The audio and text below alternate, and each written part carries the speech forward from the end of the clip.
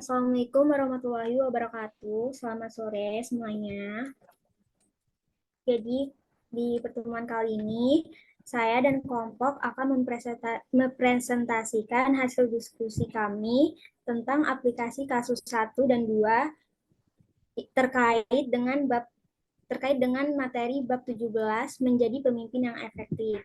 Sebelumnya, saya perkenalkan anggota kelompok, yaitu saya sendiri Nafila Salsabila Depriana dengan NPM 22110311121, Selvia 22110311123, dan Manuel Basauli PN dengan NPM 22110311134, Dewa Komang Mikael Suhardika dengan NPM 22110311116.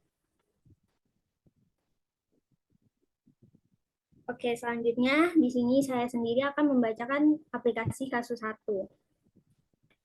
Untuk pertanyaan pertama, apa pendapat Anda tentang pernyataan Buckley bahwa pemimpin dan manajer berbeda? Apa kamu setuju? Jika setuju, mengapa? Jika tidak, kenapa? Pendapat saya dan teman-teman kelompok saya tentang pernyataan Buckley bahwa pemimpin dan manajer berbeda adalah setuju. Ada perbedaan mendasar antara peran seseorang pemimpin dan seorang manajer dalam suatu organisasi. Pemimpin memiliki tanggung jawab untuk menginspirasi, memotivasi, dan memandu orang lain menuju visi dan tujuan yang telah ditetapkan. Mereka berfokus pada aspek strategis, memetakan arah, dan menciptakan perubahan yang diperlukan di sisi lain.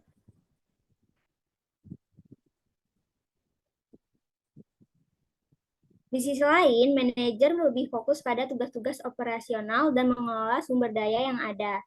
Mereka memiliki tanggung jawab untuk merencanakan, mengatur, mengawasi, dan mengendalikan kegiatan sehari-hari dalam mencapai tujuan organisasi. Berikutnya. Oke, pertanyaan kedua. Model atau teori isu kepemimpinan apa yang Anda lihat dalam kasus ini? Tulis dan jelaskanlah. Dalam kasus ini, beberapa model dan isu kepemimpinan yang dapat diamati adalah sebagai berikut. Yang pertama, model kepemimpinan situasional. Dalam kasus ini, 3M telah mengidentifikasi 6 atribut kepemimpinan yang dianggap strategi dan mencapai tujuan perusahaan. Yang kedua, kepemimpinan berbasis nilai. Dalam model ini, pemimpin diharapkan untuk memperlihatkan sikap yang berasal dari nilai-nilai yang kuat dan mengintegrasikannya dalam pengambilan keputusan dan perilaku mereka.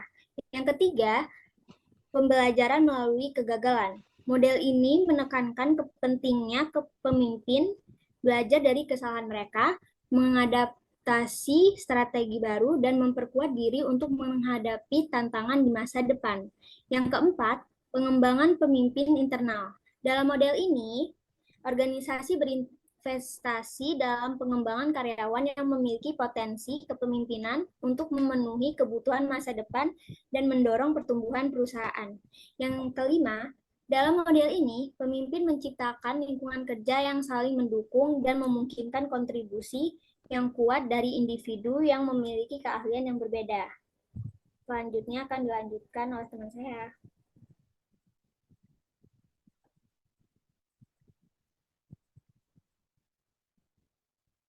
Selanjutnya, pertanyaan ketiga, ambil masing-masing 6 atribut kepemimpinan yang dianggap penting oleh perusahaan. Jelaskan apa yang Anda pikirkan tentang masing-masing atribut. Kemudian bahas bagaimana atribut-atribut itu mungkin dikembangkan dan diukur. Berikut adalah 6 atribut kepemimpinan yang dianggap penting oleh 3M.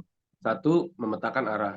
Pemimpin harus mampu memahami visi dan tujuan jangka panjang perusahaan, serta mengembangkan rencana tindakan yang jelas untuk mencapainya.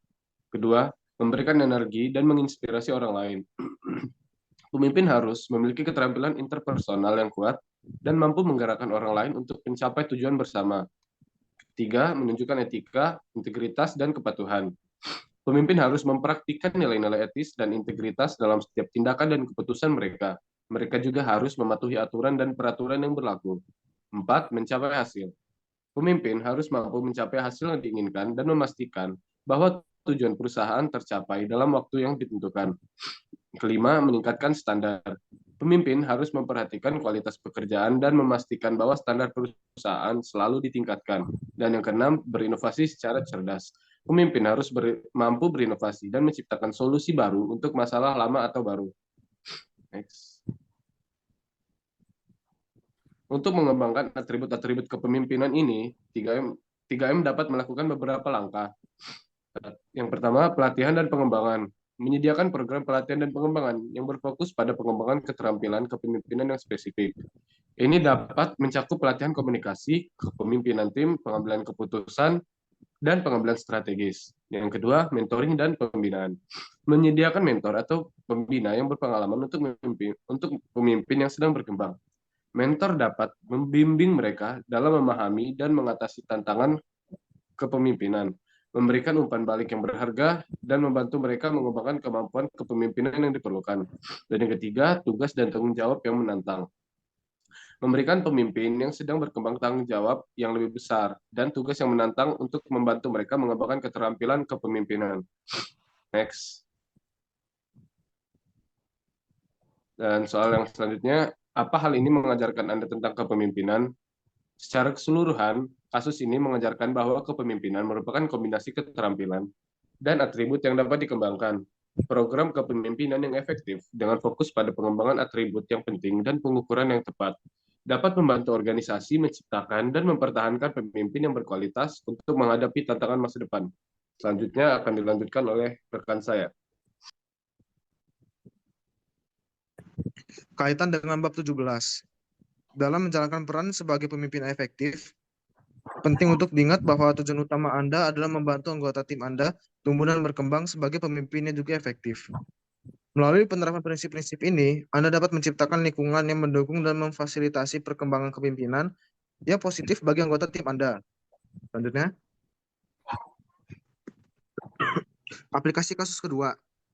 Untuk soal yang pertama, jabarkan pelajaran kepemimpinan yang Anda disediakan Starbucks Leadership Lab untuk para manajer gerai menurut Anda. Kursus kepemimpinan manajer toko lab kepemimpinan Starbucks berfungsi sebagai fasilitator bagi gerai untuk menemukan apa sebenarnya Starbucks itu. Selain itu juga dijabarkan bagaimana proses pembuatan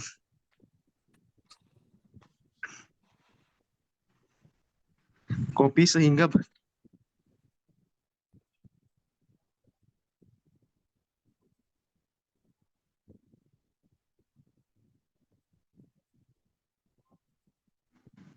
Selain itu juga dijabarkan bagaimana proses pembuatan kopi, serta bagaimana Starbucks dapat berkembang. Tujuan dari acara ini adalah memandu para pemimpin bisnis untuk belajar tentang Starbucks sebagai sebuah perusahaan dan juga memiliki pengalaman interaktif. Selain itu, untuk menambah pengalaman store manager, para manajer ini mendapatkan pengetahuan atau informasi langsung tentang bagaimana perusahaan Starbucks dapat terus berkembang menjadi seperti sekarang ini. Acara ini direncanakan dengan baik agar para manajer gerai dapat meningkatkan pengalaman serta pengetahuan mereka mengenai bisnis. Selanjutnya, menurut Anda, peran apa yang dipegang oleh budaya organisasi dalam hal cara pemimpinnya memimpin? Kaitkan hal ini dengan cerita di atas. Budaya organisasi adalah suatu karakteristik yang ada pada sebuah organisasi dan menjadi pedoman organisasi tersebut sehingga membedakan dengan organisasi lainnya. Tujuan dari budaya organisasi ini adalah untuk menciptakan perilaku dan kebiasaan anggota yang sesuai dengan budaya perusahaannya. Kebiasaan anggota yang sesuai dengan budaya perusahaannya.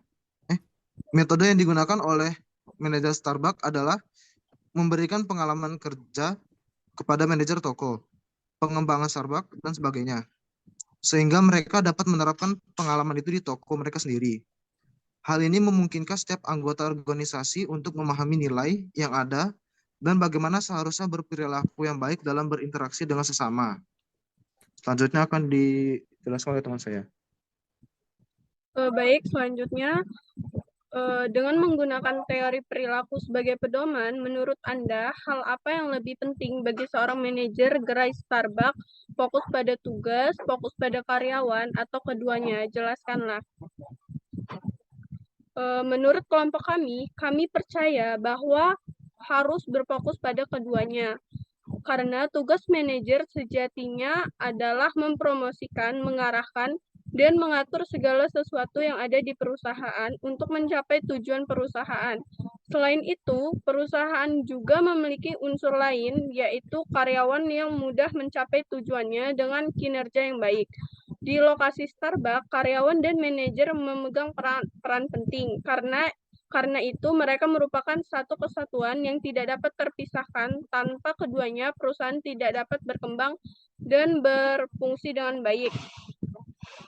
Untuk pertanyaan selanjutnya, bagaimana seorang manajer gerai Starbucks menggunakan teori kepemimpinan situasional, teori jalur tujuan, dan kepemimpinan transformasi. Jika manajer Starbucks menggunakan teori kepemimpinan situasional, maka tidak langsung berpengaruh terhadap motivasi kerja, tetapi berpengaruh terhadap kinerja karyawan. Nah, maksud dari pernyataan ini adalah teori kepemimpinan situasional adalah gaya kepemimpinan yang berbeda-beda yang dibawakan setiap pemimpin tergantung pada kesiapan pengikutnya. Jika diterapkan pada gerai Starbucks, tidak dapat berpengaruh langsung dikarenakan manajer tersebut mendiagnosis dengan baik, memiliki kepekaan terhadap lingkungan, serta adaptasi dan fleksibilitas yang terjadi pada pengikut atau karyawan, serta kemajuan teknologi dan berita yang sedang terjadi di lingkungan tersebut agar dapat memanfaatkan teori kepemimpinan situasional secara efektif. Nah, kaitannya dengan bab 17, yaitu pemimpin yang melayani memiliki ketertarikan yang erat dengan efektivitas kepemimpinan. Seorang pemimpin yang melayani adalah seseorang yang berfokus pada pelayanan kepada orang lain dan memprioritaskan kebutuhan mereka. Nah, dengan menerapkan prinsip-prinsip kepemimpinan yang melayani, seorang pemimpin dapat menciptakan hubungan yang kuat, memotivasi tim, dan mencapai hasil yang efektif. Oke, selanjutnya akan saya serahkan kepada moderator.